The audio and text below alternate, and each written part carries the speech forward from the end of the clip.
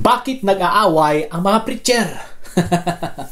Kung iisa lang ang gospel na ipinapahayag natin, bakit parang laging may debate? Ang tanong kung iisa lamang ang gospel, ang Biblia, iisa si Kristo na ating ipinapangaral, iisa ang Bible na ating binabasa, bakit maraming parang mga nagdidebatehan? Alright, nag-aaway.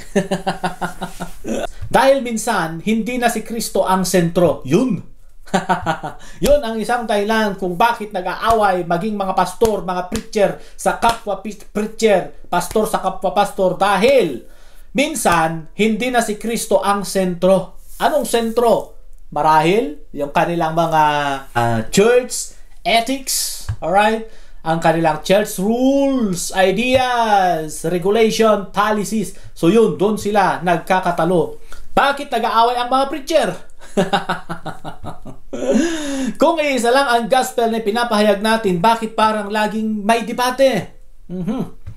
Dahil minsan, hindi na si Kristo ang sentro. Yun na yun. Kundi ang ego. Yun na yun.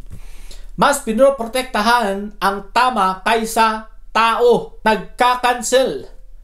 Hindi nagdi-disciple. Alright?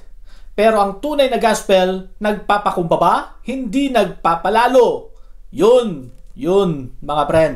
Kung ang gospel mo ay nagdudulot ng yabang at pagkakahiwalay, hindi yan ang gospel na ikinamatay ni Jesus. Alright? So, kung ang ating gospel ay nagdudulot ng away, nagdudulot ng kampihan, nagdudulot ng siraan, nagdudulot ng separatism, tribalism, ay hindi na yan gospel ng Lord, kundi gospel yan ng kaaway. Kaya mga friend, marapat lang na tayo po ay mag-review yung ating mga gospel, yung ating mga pinanghahawakan ay kailangan nating padaanin sa puso ng Panginoong Jesucristo upang yung ating gospel ay maiayon sa tono ng ating Panginoong Jesucristo. Yun po yun.